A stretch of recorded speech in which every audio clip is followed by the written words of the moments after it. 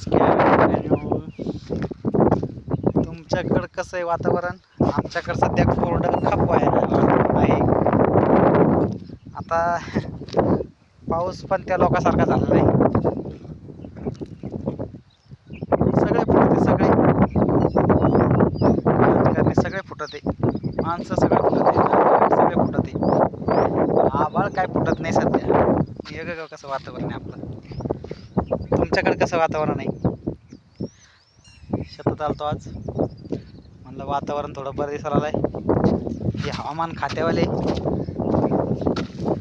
सांगतात की लवकरच पाऊस येणार आहे 22 तारखेला. अजून 1 महिन्यानंतर सांगतात की 22 जुलैला पाऊस येईल. अरे तुम्ही सांगतात कशाला? पाऊस त्याच्या मनाचा राजा आहे, जेव्हा याचं तेव्हा येईल. आणि ते बी लोकांसारखा झालेला आहे. गरज नसताना पडतोय, गरज असल्यावर पडत नाही. किती वाईट आहे. आपलं कोण नाही बाबा कोणाचं, तरी तसं नका करू. तुझ्यावर भरपूर विश्वास आहे आमचा. तू आहेस तर आम्ही आहे तर असं शेती बिती आहे, घर आहे, नाही तर काही नाही. इथं कोण कोणाचं नाही. आणि कोणाला सांगावे, ज्याला समजतं त्याला समजते ते. आता कल्पना करा किती पावसाची गरज आहे मातीला.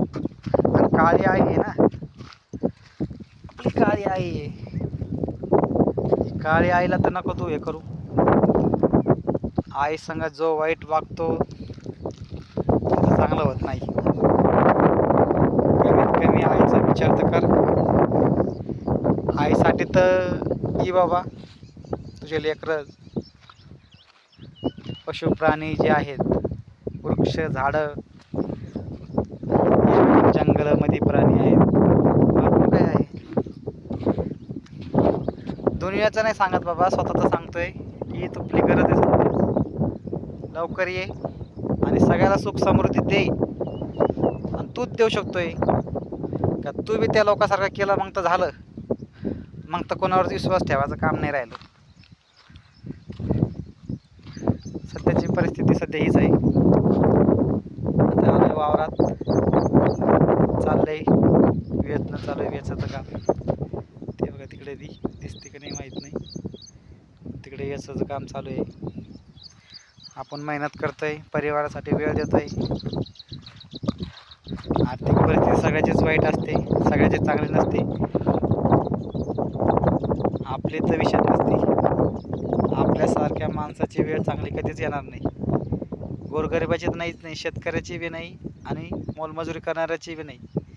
तो पण वाईट झाला आता आपल्या सगळ्याला. बरोबर की नाही? नक्की सांगा. ओके.